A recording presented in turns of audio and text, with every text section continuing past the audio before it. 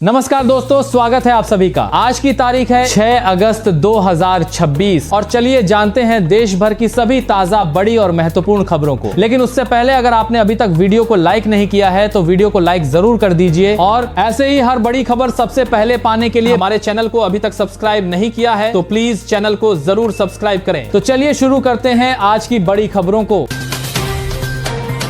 तमिलनाडु की विजय सरकार ने अपना पहला बजट पेश कर दिया है जिसमें आम लोगों के लिए कई बड़ी घोषणाएं की गई हैं। सरकार ने पात्र दुल्हनों को शादी के समय 8 ग्राम सोने का सिक्का और सिल्क साड़ी देने का ऐलान किया है। वहीं सरकारी स्कूल और कॉलेज के छात्रों को मुफ्त लैपटॉप, साइकिल और हेलमेट दिए जाएंगे। सरकारी अस्पतालों में जन्म लेने वाले बच्चों को सोने की अंगूठी देने की योजना भी शुरू की जाएगी। इसके अलावा शिक्षा और स्वास्थ्य क्षेत्र के लिए हजारों करोड़ रुपए का बजट रखा गया है। सरकार का कहना है कि इन योजनाओं का उद्देश्य महिलाओं, छात्रों और गरीब परिवारों को सीधे लाभ पहुंचाना और राज्य में शिक्षा व स्वास्थ्य सेवाओं को मजबूत बनाना है।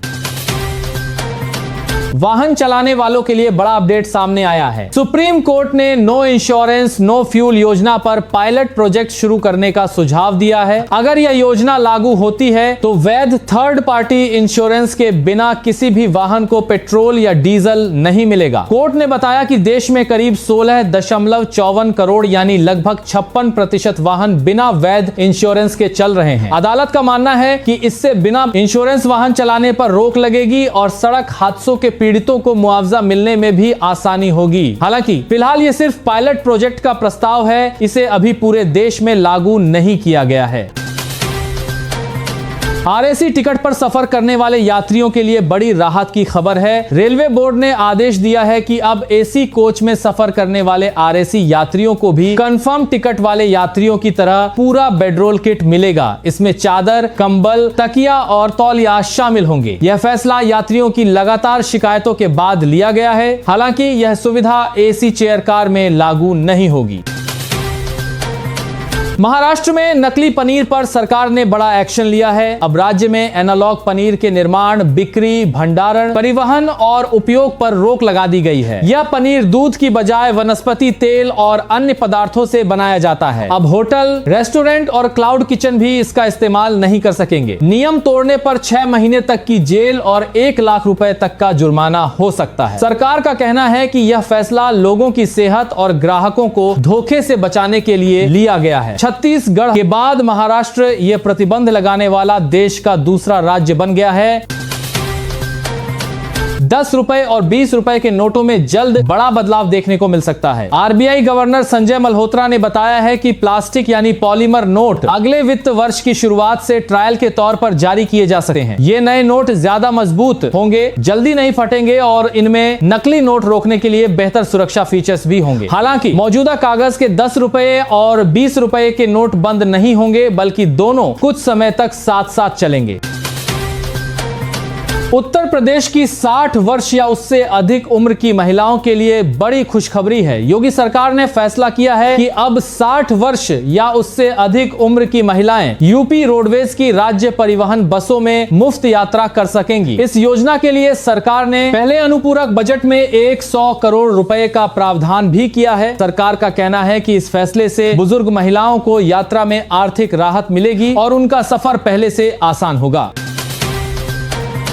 E20 पेट्रोल विवाद को लेकर केंद्रीय मंत्री नितिन गडकरी को बड़ी राहत मिली है। बॉम्बे हाईकोर्ट ने मेटा, एक्स और गूगल को आदेश दिया है कि गडकरी से जुड़े E20 पेट्रोल मामले के सभी कथित फर्जी AI डीप फेक और मानहानिकारक पोस्ट तुरंत हटाए जाएं। कोर्ट ने इन पोस्ट को आपत्तिजनक और मानहानिकारक बताया। यह आदेश गडकरी की याचिका पर दिया गया जिसमें दावा किया गया था कि सोशल मीडिया पर उनके नाम से फर्जी AI वीडियो और पोस्ट फैलाए जा रहे हैं।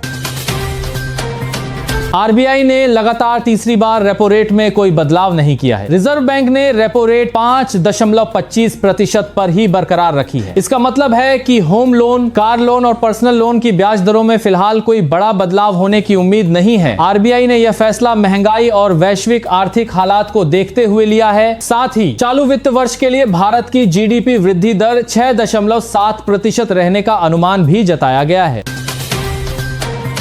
मुंबई के प्रसिद्ध सिद्धिविनायक मंदिर को लेकर बड़ा अपडेट सामने आया है। दान में गड़बड़ी के आरोपों के बीच महाराष्ट्र सरकार ने मंदिर में पिछले 5 साल के नकद दान, सोने चांदी के गहनों और अन्य कीमती चढ़ावों का स्पेशल ऑडिट कराने का आदेश दिया है। इस जांच की जिम्मेदारी अतिरिक्त मुख्य सचिव असीम गुप्ता को सौंपी गई है। सरकार का कहना है कि ऑडिट रिपोर्ट आने के बाद अगर किसी तरह की गड़बड़ी मिलती है तो संबंधित लोगों के खिलाफ सख्त कार्रवाई की जाएगी।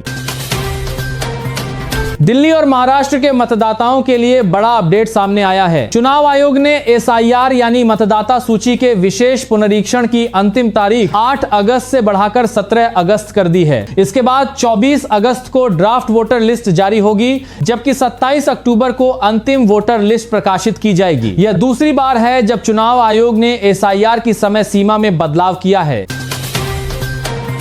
6 अगस्त को मौसम कई राज्यों में मुश्किलें बढ़ा सकता है। मौसम विभाग ने दिल्ली, उत्तर प्रदेश, बिहार, झारखंड, पंजाब, हरियाणा, हिमाचल प्रदेश, उत्तराखंड, जम्मू कश्मीर, राजस्थान, मध्य प्रदेश और चंडीगढ़ में भारी बारिश और तेज आंधी का अलर्ट जारी किया है। करीब 18 जिलों में सबसे ज्यादा असर देखने को मिल सकता है। लोगों को बिजली गिरने के दौरान खुले स्थानों से दूर रहने और खराब मौसम में गैर जरूरी यात्रा से बचने की सलाह दी।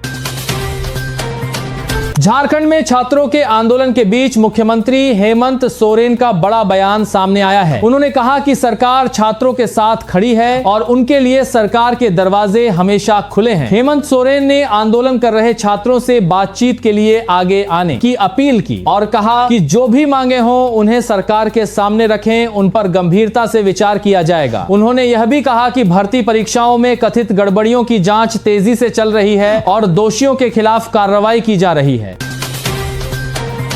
मदरसों में वंदे मातरम गाने को लेकर कलकत्ता हाई कोर्ट ने अहम टिप्पणी की है। कोर्ट ने सुनवाई के दौरान कहा कि अगर मदरसों में वंदे मातरम गाया जाएगा तो आसमान नहीं टूट पड़ेगा। अदालत ने यह भी कहा कि ईसाई स्कूलों में भी छात्र प्रार्थना गाते हैं, इसलिए इस मामले को उसी नजरिए से देखा जाना चाहिए। यह टिप्पणी मदरसों में वंदे मातरम अनिवार्य किए जाने के खिलाफ दायर याचिका की सुनवाई के दौरान की गई। अभिजीत डिपके ने अपनी नई राजनीतिक पार्टी को लेकर बड़ा बयान दिया है। उन्होंने साफ कहा कि फिलहाल उनकी संस्था राजनीतिक पार्टी नहीं बनेगी, बल्कि जन आंदोलन और प्रेशर ग्रुप के रूप में काम करती रहेगी। साथ ही उन्होंने कहा कि वे झारखंड जरूर जाएंगे और भर्ती परीक्षा में गड़बड़ी का आरोप लगा रहे छात्रों के आंदोलन का समर्थन करेंगे। डिपके का कहना है कि उनका उद्देश्य चुनाव लड़ना नहीं, बल्कि युवाओं और आम लोगों के मुद्दों को मजबूती से उठाना है।